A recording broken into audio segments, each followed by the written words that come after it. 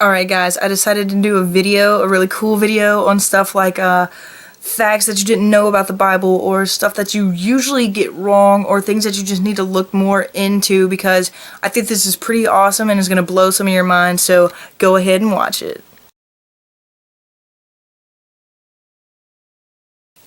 Let's get started with this thing. Okay, so number one thing I want to talk about. People say or think that Jesus knew everything, and that is incorrect, because in Luke 2, verse 52, it says Jesus grew in wisdom. How can you grow in wisdom if you know everything? Whoop whoop, shot down. Okay, next one. I don't even want to get to start about how almost everybody gets the Christmas story wrong. We ain't even gonna go there. Next one. Okay, so the next thing I want to talk about are angels. Where do we get like the all white robe, 2 white wings, and the little halo from? I will never know, because that is almost completely, well actually, honestly, it's completely incorrect, because you know, we can spot an angel in a movie or anything when the little angel pops up on this shoulder and the devil pops up on this shoulder, but that's a terrible representation, because there's many types of angels, you know, like archangels are just one of them.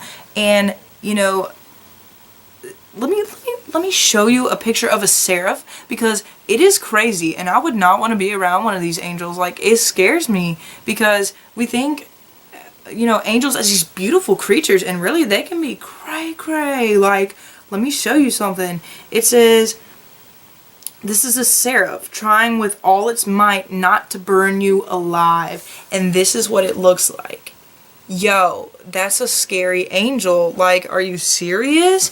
I would not want to be around one of them. But like, I don't know. They're crazy. It says, then there are the thrones, which are described in the Bible as the wheel within wheels, the rims of which are covered in eyes. Can you see that? That's crazy. I wouldn't want to be about one of them. They're scary. Like, they're not these beautiful, white, pure, 2-winged, halo-wearing, you know, all the time. There may have been. I wasn't there. I didn't make the angels. There may have been, but who knows? That's not what they're depicted as in the Bible all the time. Now, I really think where we might have gotten that idea of angels from are from like painters, because painters would take it upon themselves and almost create angels to look like superheroes, you know, putting capes on them and stuff like that. And I really do think that's where our whole understanding of angels got misconstrued, because, you know, we just think of it just that way, and that's not the only way angels are. Okay, next thing. The devil. Can we just take a moment and talk about, he's red, has horns, a pitchfork, and goat legs. Okay? That's what we see, you know? But what does Satan actually look like as if he were truly seen or described as he is in the Bible? No one knows. We don't know, because he's never physically described except when he visits Eve as a snake, and that's not his true description. That's not what he actually looks like, obviously. And then I read something and it said, and even some people think that the snake in the Garden of Eden wasn't actually Satan anyway, but let's not get into that. You know, how we look at it now actually came from like medieval artists, because they began to draw and start depicting what they thought Satan may look like. And let's see if I can pull one up here. Here's one of the first pictures of what they thought Satan may look like. That's kind of creepy. I've never seen this picture before, and I don't know where they got the goat legs from, but I guess that's all in what you think it is. Now that we got that over with, let's talk about the Holy Grail, because, woo, it isn't Justin Timberlake and Jay-Z talking about Holy Grail, you know, I know some people are going to say that. I know you saying as soon as I said, let's talk about the Holy Grail. So, let's go ahead and dive into that. The Holy Grail is the cup that Jesus drank out of during the Last Supper. It's the ultimate lost treasure, having become a slang term for anything long sought after or world changing. There's a thing that it's also a debate on whether it's like a cup or if it's a bowl, and either way, all I know is that Jesus went, and there it was, Holy Grail. But,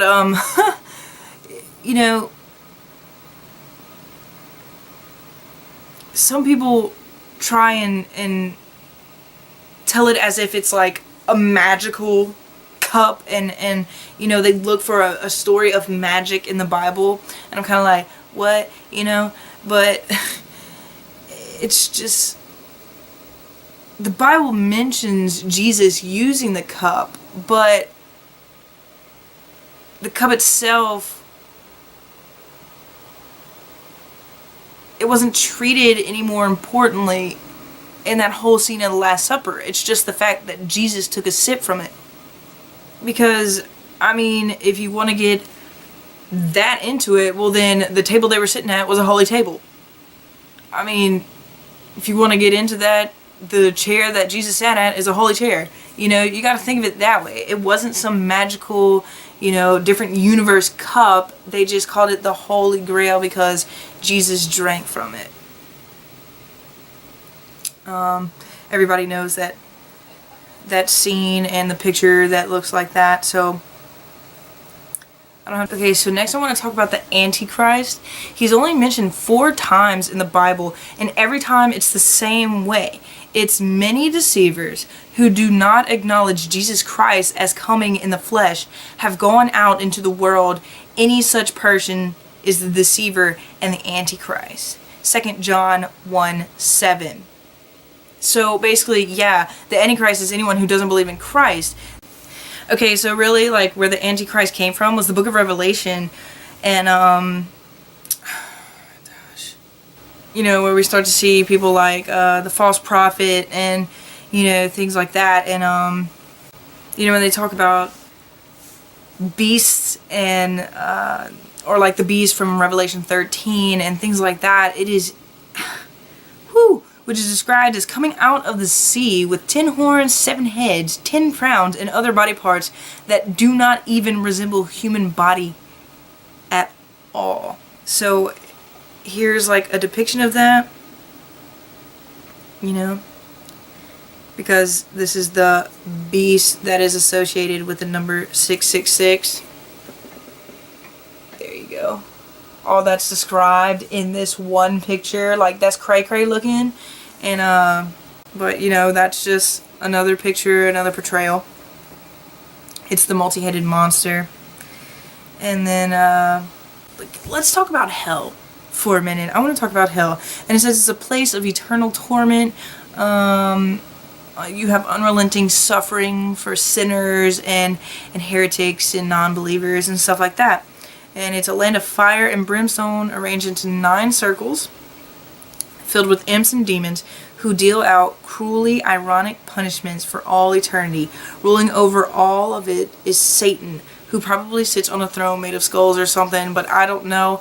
But that's awesome. I think about that, because it seems like he'd be chilling with his, okay, just me? Alright.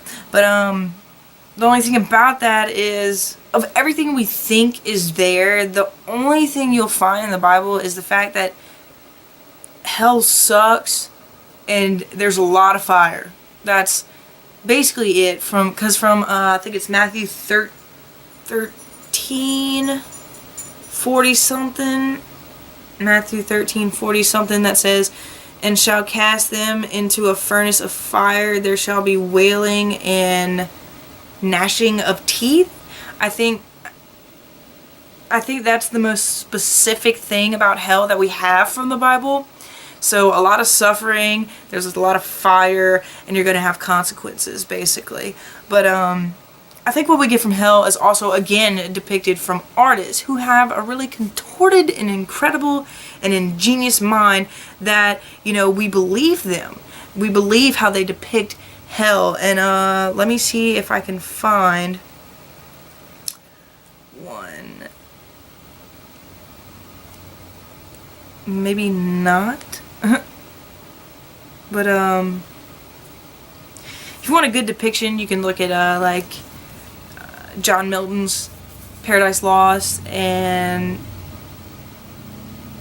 Satan says it's better to reign in hell than to serve in heaven, and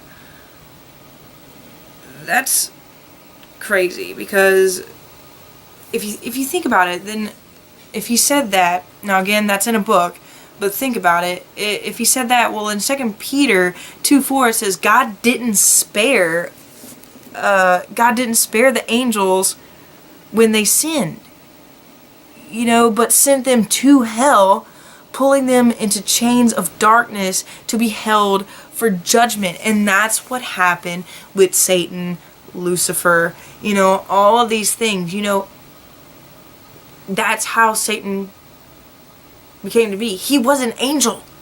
People forget that. Satan was an angel, but he became a fallen angel. And that's insane to think that the person we're most afraid of is an angel. That just goes, you know, that is crazy to me. Beelzebub.